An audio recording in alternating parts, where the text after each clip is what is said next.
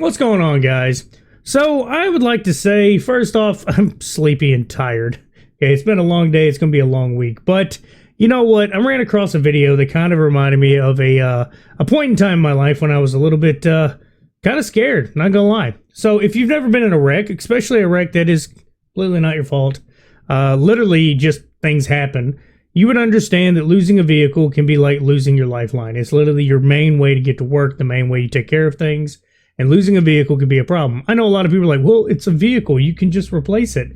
It's not usually that cut and dry, not that easy, especially when you bought pretty much just a running vehicle. If you bought a just simple sedan, get to work and back, try to get you around, something basically at bare minimum you can call reliable, you know that you cannot just go buy another vehicle. Anybody that's struggling understands that a $350, $400 tag or car payment, that's a lot to go over a budget per month. And I can't imagine what the prices are now. I mean, getting a pre-owned vehicle, not to mention, is a roll of the dice. It's a crapshoot. You don't know if it's going to last 10 years, 10 months. You know, things can happen that can be a problem, especially when you're paying on stuff.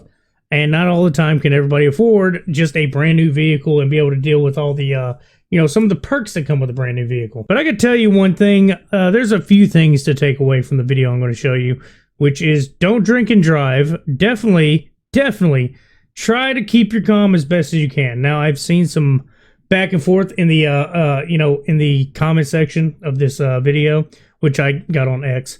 And basically, it just kind of reminds me that all parties can kind of be wrong, and all people commenting are probably just morons. No, we can't pull out of here. Please tell her, please. Bro, this is my car! Who's paying for this? You call the cops! What are you calling the cops? Now I'm going to say, for the situation I was in when I had my wreck, I was lucky that the people, the couch I was crashing on, somebody in the house was on disability, so they had time to actually take me to work and pick me up. Obviously, I had to compensate that, but it helped me get through for the several months I didn't have a vehicle. But I'm going to say this. It's something that's annoyed the hell out of me for every video you see where people have accidents or something happens. You see the person recording is constantly screaming, call the cops. First off, you're losing your temper on everybody else. I understand the fact you just lost your vehicle through nothing that had to do with you. Stupidity is what did it, not yours. But you can record and still dial 911. I mean, I don't see why people never do that, especially when you first get in the wreck. It looks like this has been passed for a minute, so as soon as you get into a wreck, just call the cops. Be done with it. 911. End it. Get them there. It's over and done with. I know usually panic sets in. A lot of people are hyperventilating and freaking out and not really, comprehending it all and just trying to really, I guess, try to record it for insurance sake, which I understand. I'm just saying, hindsight's 2020. For anybody that ends up getting in this situation, probably best thing to do, call cops first. Just call them first and record. Or if you're going to record, put them on speaker. Talk to them on speaker. You can do all that. Your phone can do more than one thing. I'm just saying.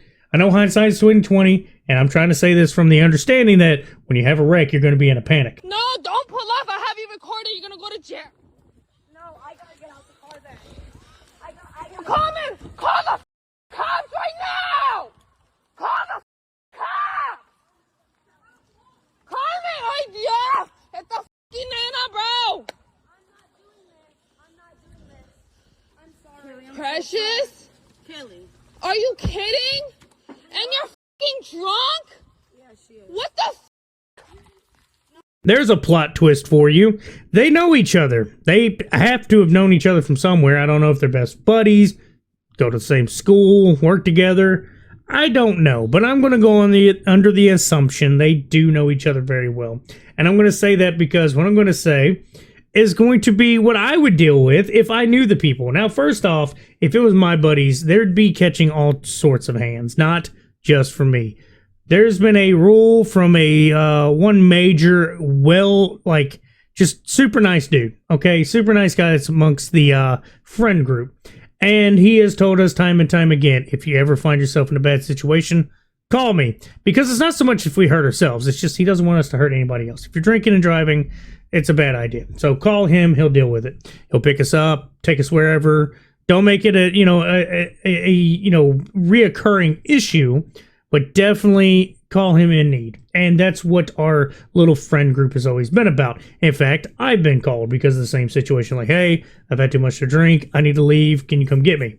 Simple, easy, 1 o'clock in the morning type stuff. But it's not a big deal. It's the best way to handle it, and that's what good friends are for. Now, 2 is where we get down to who's going to catch hands for all of this. First off, you're drinking and driving. Second, you wreck my vehicle, and then I didn't even know. Okay, you didn't call me, you didn't do anything. So I have to get surprise ran into by you totaling my vehicle. I don't even know how this would happen, but I'm pretty sure I wouldn't be recording or calling the cops at any point at that time. I would tell everybody, yep, you're going to have to call the cops now. Why? Just put me a time limit on there. And then we would all have to, hash this out. Now, obviously, my buddy would be going to jail anyway because of a DUI. I mean, that's actually what happens. And if I had to guess, this was going to go on here. Now, you notice right at the end, of whoever the drunk girl, I think she called her Precious, basically, while diving out of the car drunk, when she said that, got up and tried to throw hands anyway. There's part 3. That would be 3 reasons to throw hands, okay? Me and my buddies, if you get mad enough, you've been drinking around each other, leave the bar or whatever, yeah, we've gotten mad and tussled a little bit. We've never just full on just like decked each other in the face. That's just what guys do sometimes. Get a little bit of roughhousing. And, the only time it really got bad enough is because I face planted onto a concrete walking stone on my own property, messed my whole face up, and woke up the next day with just a mountain of paper towels that basically everybody nursed me because I was so messed up and stupid. But in a situation like this, you've pretty much ruined somebody's vehicle, probably their lifeline, like I said. When you have a wreck and it's your only way to get to work, to what makes it worse if it's a minimum wage job, I mean, affording a car is about all you can do, and then sometimes, be able to bunk up with like roommates. And even then, they can put you in a bad situation. And that's something that I would see a lot of people when they drink and drive just don't care about. They're usually just nonchalant about it. And that's been an argument I've had back and forth with quite a few people. It's like, oh, it's not that big a deal. It's like, no, it's a pretty big deal. I mean, you can mess up. And it's not even you. I've said this time and time again. I've had this conversation with people at work. Drinking, speeding, whatever you're doing, driving like a jackass. It is your problem when you are by yourself on a road and you can just run into a tree. This sounds very, very, horrible, but as sad as it is, it's at least you only doing it to yourself. But when you start doing it and it becomes reckless and start including other people, that's when it's a problem. I've always stood by this. If you cause self-harm because you're kind of being stupid for a reason or playing around not caring, that's on you. Okay, it's always been. I've always told people that as long as you don't include other people in your stupidity, it's fine. And that's why I've had a conversation with somebody at work for the way they drive like a jackass. If you're going to clip somebody's car and hurt them, that's on you. Okay, if you were to just miss a turn and wrap your car around a tree, it sucks, but that only included you for your own mistake. But if you're going to clip a car, it could be a family. You could be drinking and driving and clip a family. They go off into a ditch and you just hurt everybody or worse. That's going to be on you too, and they didn't ask for that, okay? When you're driving terribly or you're drinking and driving, you're asking to have a problem. But passengers in a different vehicle or whatever, they're not asking for that. Same thing with the lady recording. Even though she is definitely having a lot of emotion and a lot of heated issues and not thinking everything through, which I can say I understand, this is the problem. Is she didn't ask for this, but the other ones did. Even the passenger who could have just probably Ubered home or tried to figure it out or try to help her friend out. She just rode with her. I know I went on a bit of a tangent on that. This stuff irks me, is people driving like shit and people drinking and driving so nonchalantly like it doesn't matter. I've never been to the point where I'm just like stumbling, drooling. That's clearly what's going on here. Like they are like almost a comedy level, like comedy movie levels of drunken. It just reminds me of Wolf of Wall Street. That level.